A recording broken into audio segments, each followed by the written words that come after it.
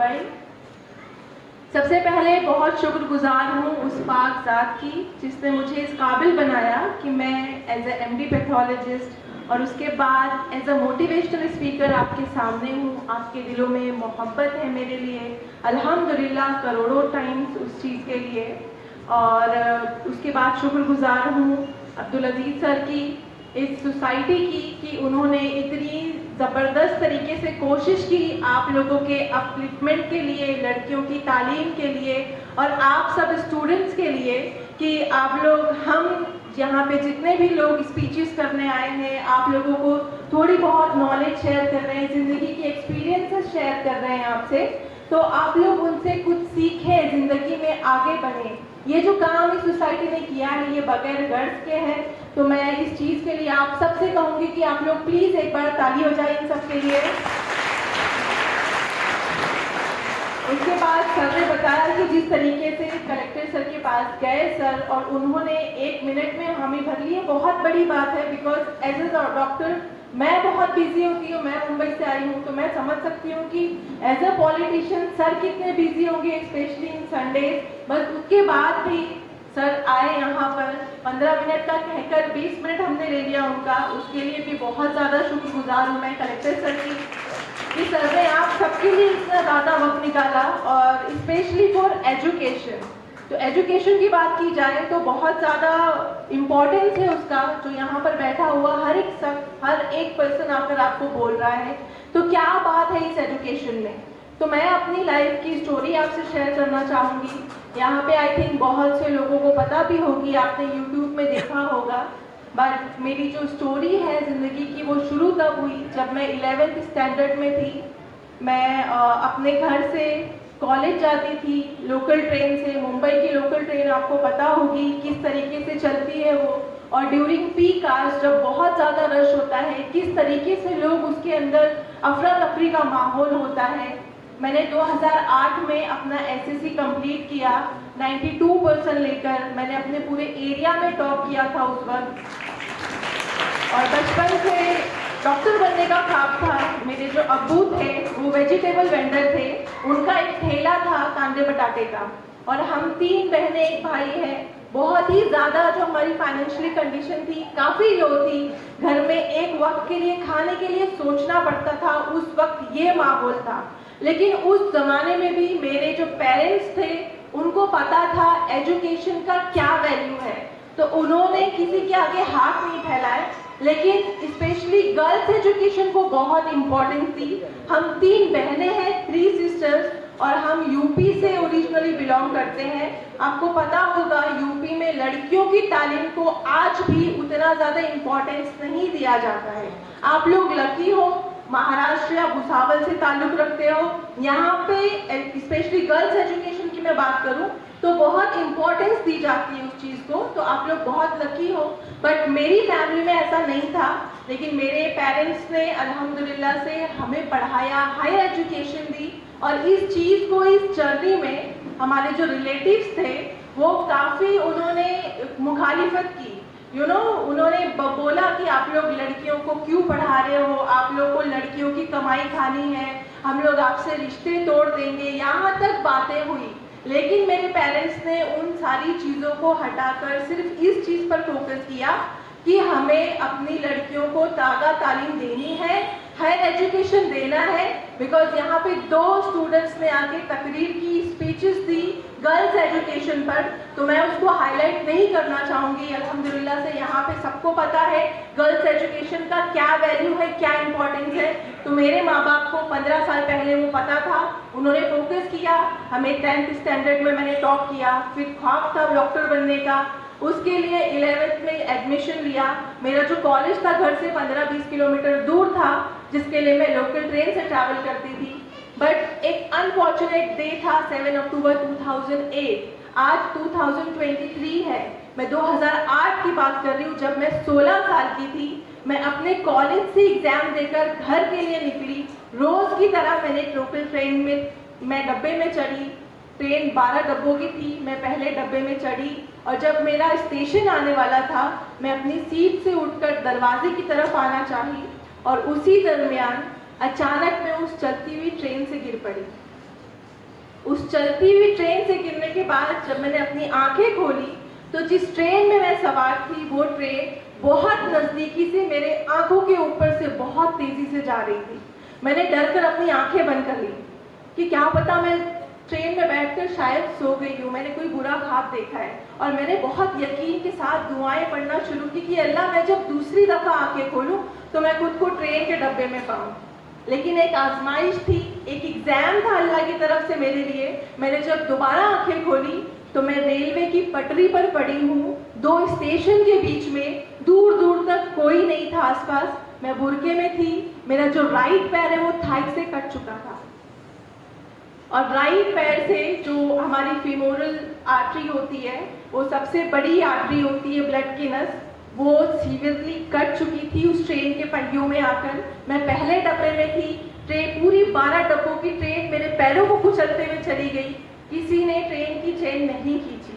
एक बहुत बड़ा एग्जाम था अल्लाह की तरफ से। मैं कॉन्शियस थी, मैं खुद को देख रही हूँ, मैं पूरी हैविली ब्लीड कर रही हूँ, आसपास कोई भी मदद के लिए नहीं क्योंकि मैं 2 स्टेशन के बीच में गिरी थी। लेकिन जब वक्त गुजरा उसके बाद लोग आए, लोग आकर आसपास खड़े हो गए। मैंने बहुत हेल्प मांगी। उस वक्त कॉलेज और स्टूडेंट के पास फ़ोन नहीं होता था, इतना कॉमन नहीं था सेल फोन। मेरे पास फ़ोन नहीं था, मेरे पास डायरी थी, उसमें सब नंबर्स लिखे थे मेरी फैमिली के। मैंने सबको वहाँ पे रिक्वेस्ट किया, रो रो कर बोला कि प्लीज़ मेरे घर वालों को एटलीस्ट इन्फॉर्म कर दो, मैं इस सीवियरली ब्लीड कर रही हूँ, यहाँ पर इस हालत में हूँ। क्योंकि उस वक्त एक बात दिमाग में चल रही थी कि मुझे लावारिस की तरह नहीं मरना है। मैं बस अल्लाह से यही दुआ कर रही थी कि अल्लाह कोई फैमिली वाला मेरे पास हो, मैं जब आखिरी सांस लूँ तो एटलीस्ट कोई पहचान वाला मेरे साथ हो, मेरे पास हो। लेकिन अल्लाह का एग्ज़ाम था, मैंने कहा। उस वक्त तक कोई हेल्प नहीं किया, कोई फ़ोन लगाने के लिए रेडी नहीं था, बिकॉज ऑफ पुलिस इंटरोगेशन में उनको इन्वॉल्व नहीं होना था। लेकिन फिर अल्लाह ने धीरे धीरे हेल्प की। रेलवे वर्कर्स आए, मुझे गवर्नमेंट हॉस्पिटल लेकर गए अकॉर्डिंग टू लॉ। और जिस गवर्नमेंट हॉस्पिटल मुझे लेकर गए वहाँ पे एक और एग्ज़ाम था मेरे लिए कि वहाँ पर डॉक्टर्स का स्ट्राइक चल रहा था। मुझे ऑन द स्पॉट ट्रीटमेंट नहीं मिला। वहाँ पे नर्सेस ने मुझे अटेंड किया, मेरी सुपरफिशियल ड्रेसिंग हुई और मुझे हॉस्पिटल के कॉरिडोर में ऐसे ही ट्रॉली पर छोड़ दिया गया। मैं सुबह एक्सीडेंट हुआ, मैं शाम तक हॉस्पिटल के कॉरिडोर में ऐसी ही पड़ी रही। डॉक्टर्स थे ही नहीं, कौन मेरा इलाज करता।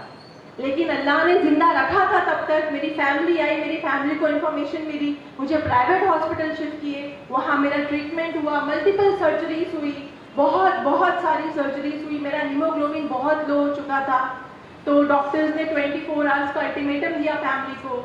मुझे एनेस्थीसिया देकर बेहोश किया गया। उसके बाद जब मुझे होश आया तो मुझे मेरी बड़ी बहन ने बताया कि आपका एक पैर नहीं, आपके दोनों पैर कट चुके हैं। बहुत तकलीफ हुई क्योंकि मुझे एक पैर का पता था। जब मैंने दोनों पैरों का सुना तो मुझे बहुत ज़्यादा दुख हुआ, मैं मायूस हो गई।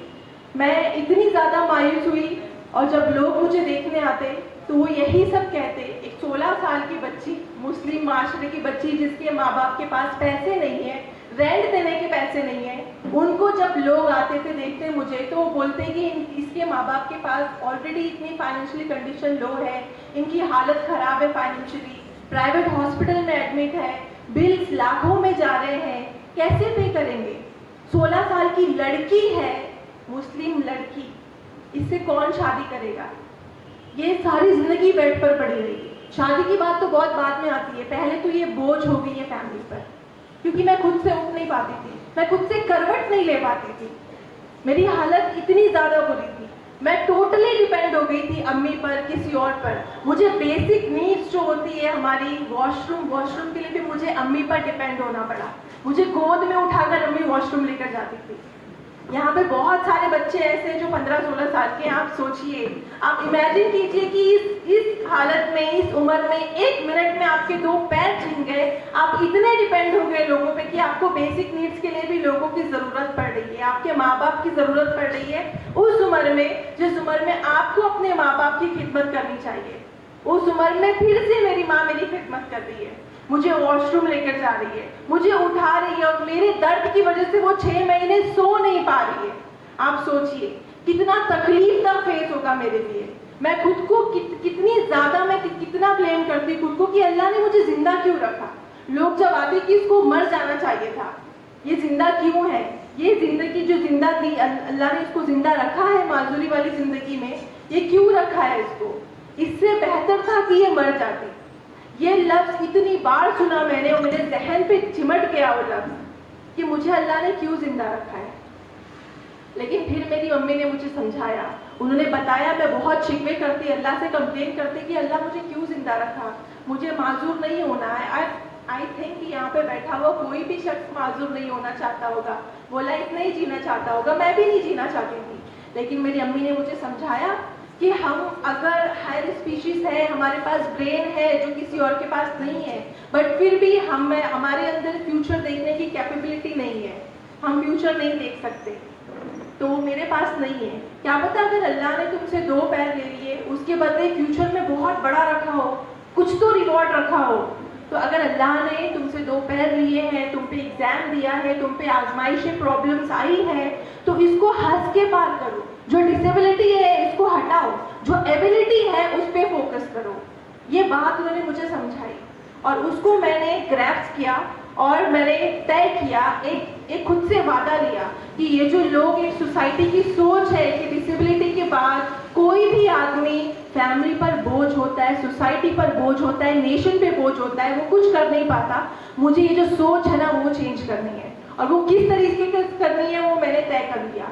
मैं पढ़ाई में अच्छी थी, मुझे पढ़ाई में अच्छा होना है। 11th में एक्सीडेंट हुआ, मैंने 11th ईयर स्किप नहीं किया, मैंने व्हील चेयर पे जाके एग्जाम दिया, व्हील चेयर पे जाके एग्जाम दिया। 12th में मैंने डिस्टिंक्शन लिया और 12th के बाद मेरे जो आज आपके सामने खड़ी हूँ, प्रोस्थेसिस पहन के, नकली पैर पहन के, मैंने इनके साथ चलना फिरना शुरू किया। और उस चलने फिरने के साथ साथ मैंने CET एग्जाम पास किया जो मेडिकल में एडमिशन के लिए होता है, और CET एग्जाम में मैंने 3rd रैंक लिया ऑल ओवर महाराष्ट्र MPS के।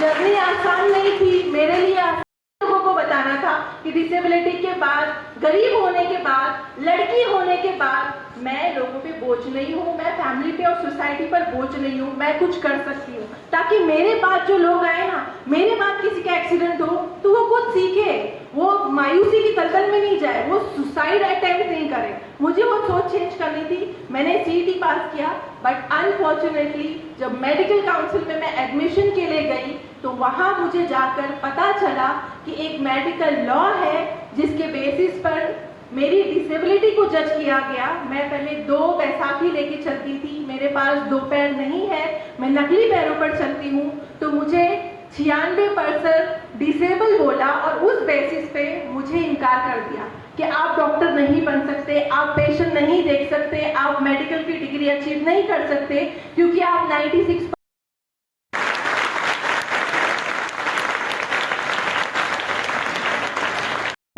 एक चीज मैं बताना चाहूंगा कि शादी नहीं हो रही है, शादी नहीं रह के शादी कुछ अलग ही एक प्रकार का एक हैवान जैसा कुछ हो गया है। और मैं आप सारे लोगों को, मतलब ना सिर्फ मुस्लिम समाज हो या हिंदू समाज हो या क्रिश्चियन समाज हो या बुद्ध समाज हो, ये बस मैं सारे समाजों में देख रहा हूं कि शादी एक ऐसा, इसका एक हवा बना दिया गया है और उसको ऐसा कर दिया गया है कि मतलब अगर अच्छे लड़के नहीं मिल रहे, अगर लड़की बहुत ज्यादा अच्छा पढ़ ली और लिख ली और उसके तुलने